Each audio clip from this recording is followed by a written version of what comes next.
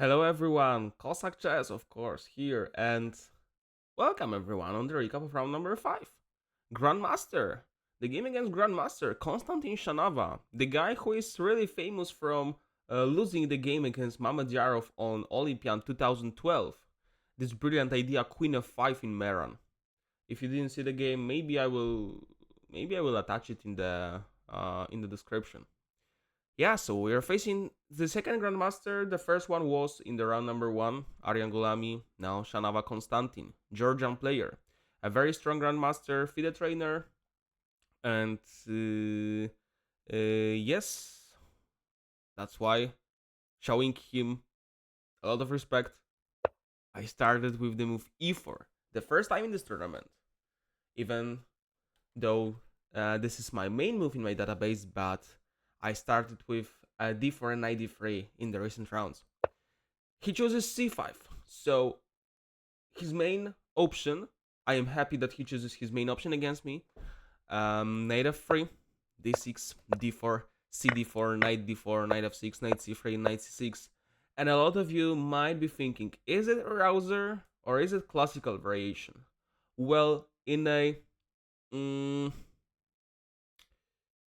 I used to call it rouser, but theoretician says that this position is classical variation.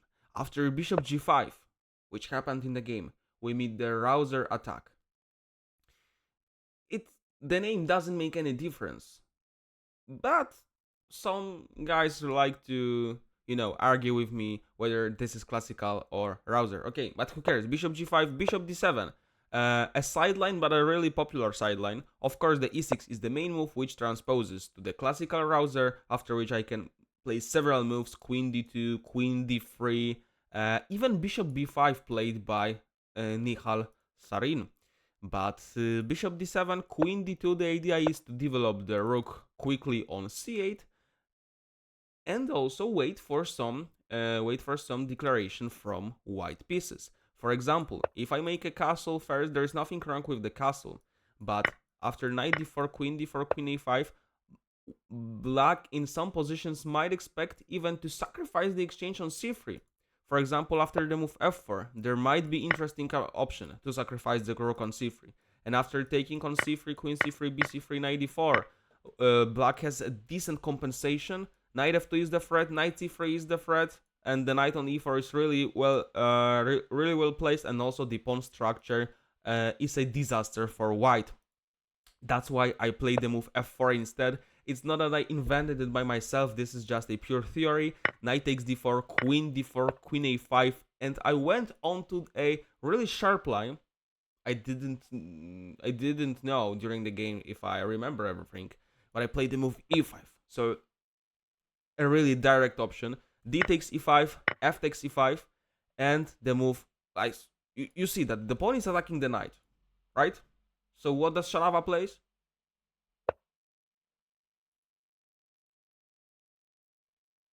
e6. What's the idea? Well, the idea is pretty simple. I may take the knight on f6, but queen g5, the queen, goes across the 5th rank. This is the thing. So the e6 totally doesn't care about the knight, and we want to develop the bishop. Pretty good. So castle, we are still in a theory, and I remember when I was learning this line when I was a child, when I was a kid, my coach taught me that bishop c6 is the main move there. Probably the current databases will also show that this is a main line, but the nowadays engines don't like this move because of the move knight b5.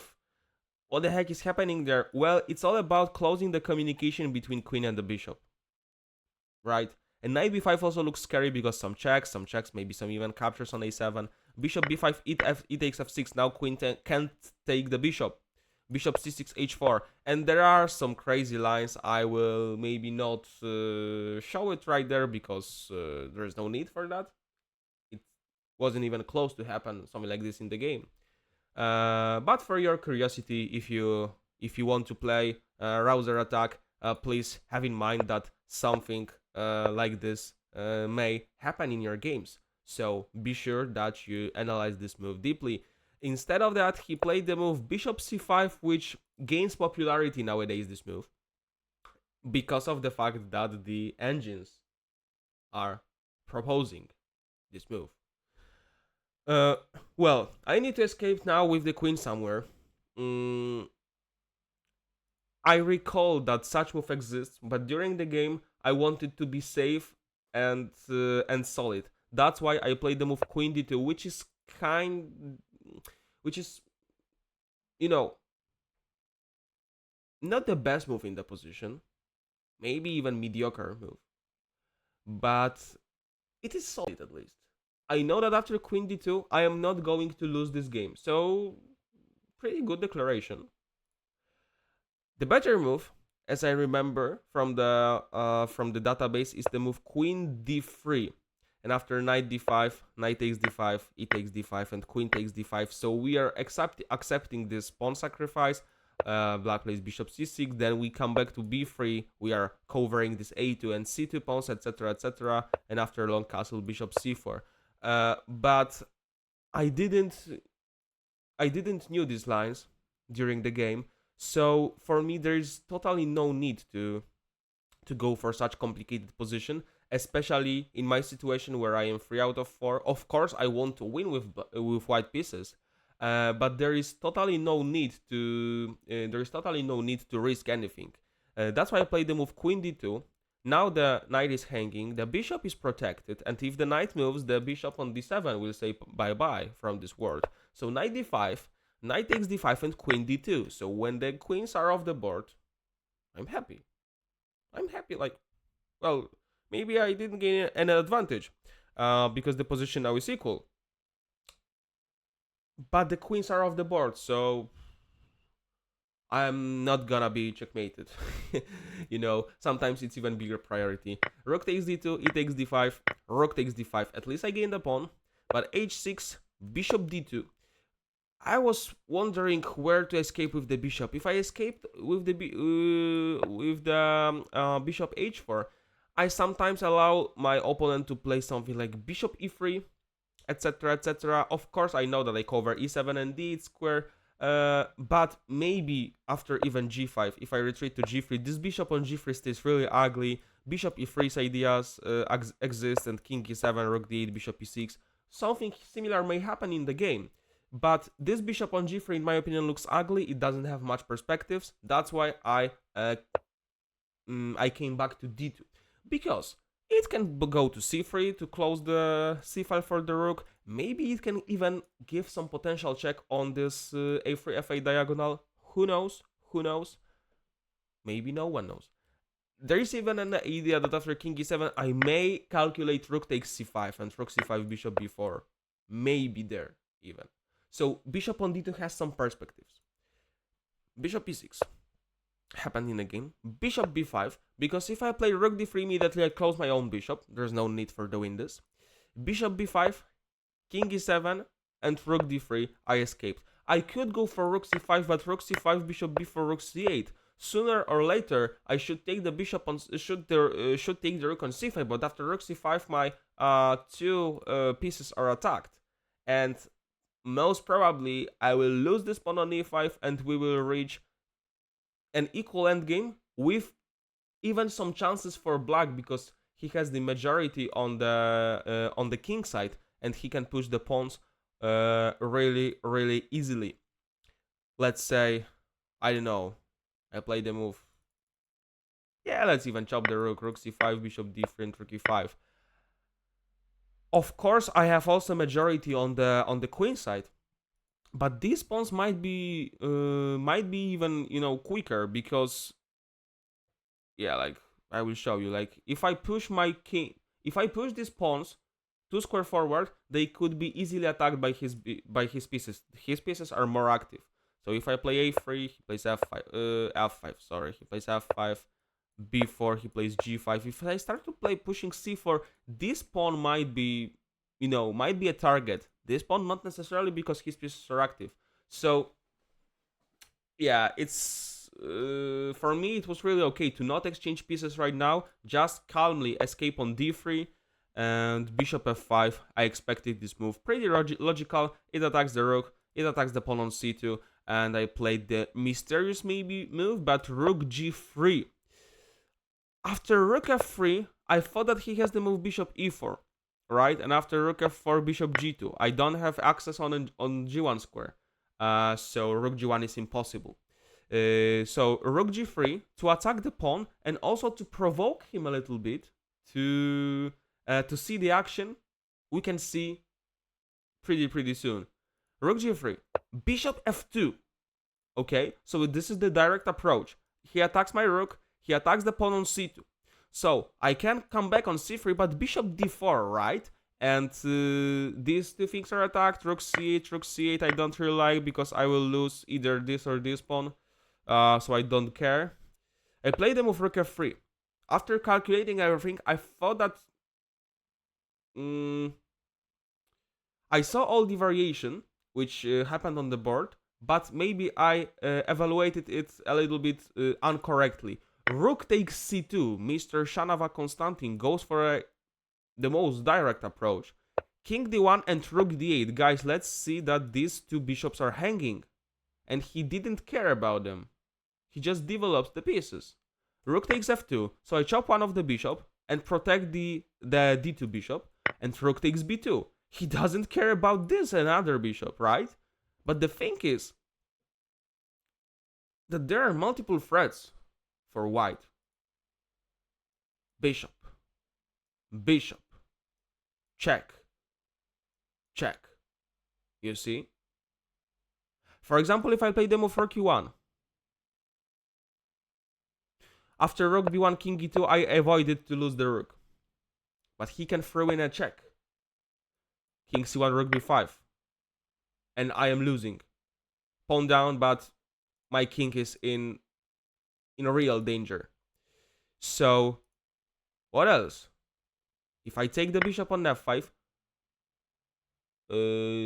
what was the move? Because it was my initial thought, but I forgot about one thing. If I take with the rook on d2, there's king e1 and rook c2. No, sorry guys. I thought yeah, rook takes d2, king e1 and rook c2. I'm sorry. This was the thing I was calculating. These are two checkmate threats. So king d1 saves it all because rook b1, king c2. But rook g2, he's still threatening rook b1. And bishop on b5 is hanging. So king c1, rook b5, right? If bishop d3, then check and rook d3. So the game is over. So the only move which exists in this position is to do a passive, but defending all of this move, bishop f1. And I am happy that I saw this from the beginning of this variation, because I should see it after the move bishop f5, because this sequence is forced. This rook g3, bishop f2, rook c2, rook d8, it is everything first variation, bishop f1. The thing is that if I get a check, king e2, the bishop is protecting the rook. It's all about it. I know it looks passive, it looks ugly, but I am pissed up. If I manage to survive this survival mode, I will be pissed up. You see? So rook takes a2. Again, he doesn't care about his bishop. It's amazing. But again, after taking the bishop on f2, rook takes d2, king e1, and let's say rook b2, and, you know, I am suffering a lot. I can escape on c1, but I can never develop this bishop. I will lose this pawn. Rook a1 is every time a threat. So I hate this position. I hate this position. King e1. I decided to go for king e1 because I can't even move the rook. I can't even move the bishop because bishop c4 rook a1, and I'm losing the rook, as you can remember. So king e1, rook a1.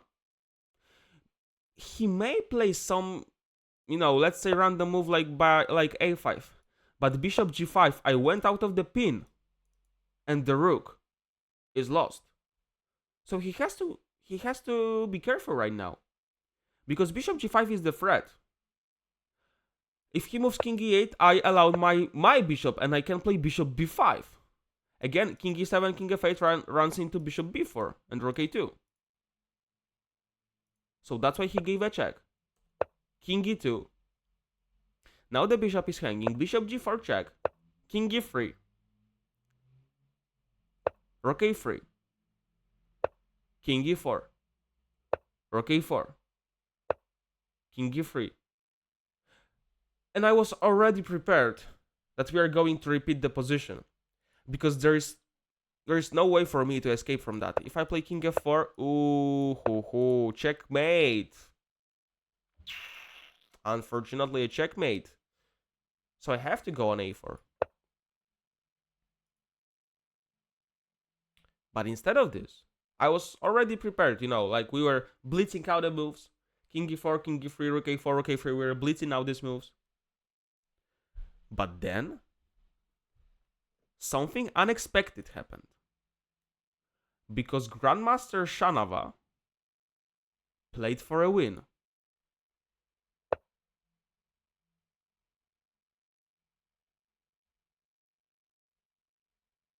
And I am winning right now. But not because he made a random move. He missed one really important thing. Because he correctly realized that I have a problems with developing this bishop. If I play bishop e2, the rook now doesn't control the d2 bishop. So he can throw in a check. I move my king on e4 and rook takes d2. So the rook is pinned. The bishop is pinned, sorry. And he is winning. If I move the bishop on d3, he plays rook a3, so he pins my bishop. And again I lose it. For example, bishop d3, rook a3. King f4, because if anything, I lose the bishop. King f4, rook d3, king g4, rook d2. So in general, his idea was perfectly fine. But one thing decided it all. Because I played bishop d3 anyway. And he started shaking his head. Do you know what he missed? He missed that after rook a3, pinning the bishop, there is bishop b4. And it's over. And it's over. I am pissed up. I solved all of my problems. Now I don't have bishop on f1. I can easily develop this rook. I am pissed up and I have bishop pair. I can end the game in several moves, and it happened. Like bishop e6, rook b1. I can free this rook finally. King e8, bishop b4, put the bishop on d6. On a really nice outpost. It defends the pawn. The bishop is active. It cuts off many important squares. b5, rook c1, rook c7. Bishop also is controlling the a3 square, so rook a3 is impossible. And after several moves, he played the move f5. So this is probably the, let's say, last cry. Because he wants to give me a check, etc, etc. But after the move bishop f5, he resigned. Because rook d2, bishop e6 runs into checkmate. And also the rook is hanging. If he takes the bishop, I take the rook. What does it mean, guys? What does it mean? I have one main conclusion. I want to share it with you. You need to sometimes be lucky. Okay? You need to sometimes be lucky. What is the probability that a Grandmaster, a former 2600 player, will miss bishop b4? What is the probability? We were even repeating the position. Right? So after 2 moves, we will sign the score sheets, accepting a draw, go home, etc, etc. But instead he played the a6 move. What's the probability that a Grandmaster will play something like this? I don't know. I don't know.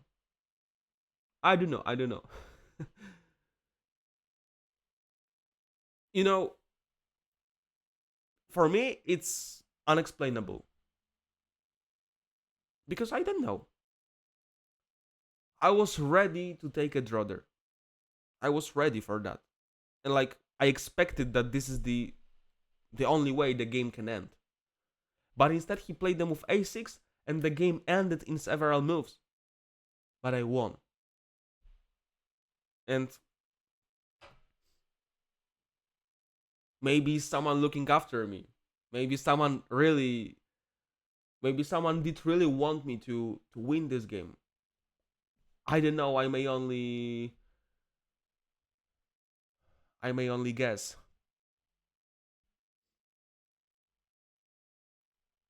Let's check the game. Let's check the game.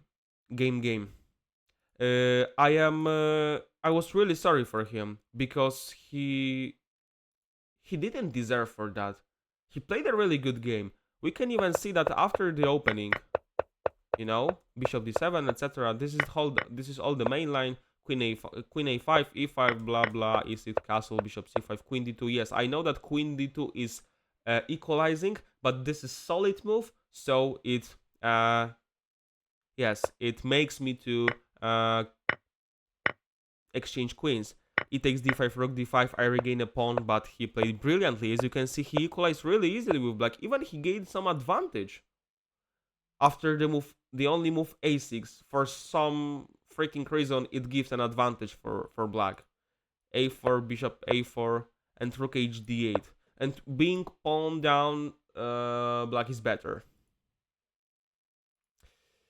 Bishop f5, rook g3. So rook g3 is a quite good move. Bishop f2. And the engine recommends bishop b4, king e6, rook c3. Like this way. And what after bishop d4? Bishop d7, king d7, rook d1. Waha. Such a geometry. Such a geometry. I don't know how to pronounce it, but everyone knows what I want to say. Woohoo! Bishop b4, bishop d7. Okay. Nice. But rook f3 instead, and it's good. Like rook c2, king d1, rook d8 the only move, rook f2, rook b2 the only move. So you see that he played a really good game. Bishop f1, rook takes a2 the only move, king e1 the only move. So also okay, king e1 the only move, rook a1 the only move, king e2, bishop g4 maybe not the only move, but it equalizes. Rook a3, king e4, rook a4. So the engine says rook a3, rook a4, repeat the game, accept a draw. Guys, like, I'm really sorry for him, really. I'm really sorry. He played brilliantly. He equalized the game. He posed me some problems, even after exchanging queens. And then something like, I don't know, didn't work in his mind. Like something crashed in his brain. He forgot about bishop b4. And this one stupid mistake decided the game. Chess is brutal. Chess is brutal in that way, really. You can work out throughout the whole game. You can out-prepare your opponent. You can pose some problems. You can attack the king. He sacrificed a piece even for complicating the game. An a6 move. You can't be successful without having luck. You can't be successful without having luck. Probably every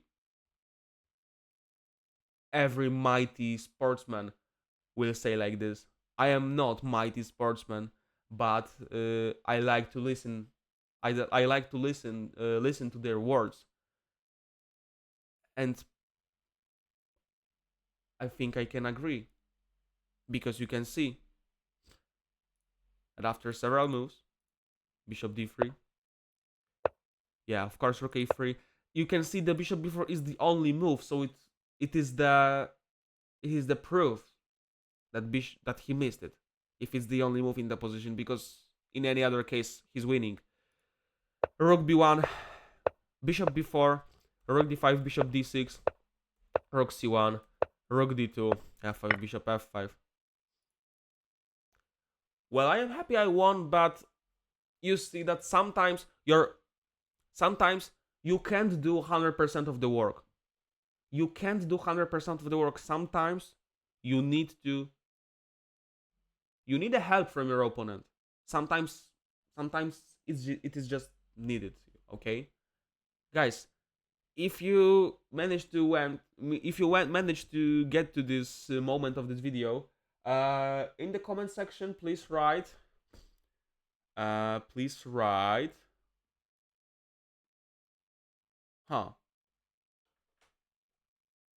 write pen. Type pen in the comment sections, so I know that there is at least one person who got this last moments of the recap. In the recap of round number 3, there were two people who reached the last moment of the video. So thank you very much for it, guys. It's amazing that at least there are 2 people who watches this analysis from the very beginning to the very end. The main conclusion: sometimes you need a help from your opponent because you can't do 100% of the job. You just can't. Thank you very much. See you in the next recaps.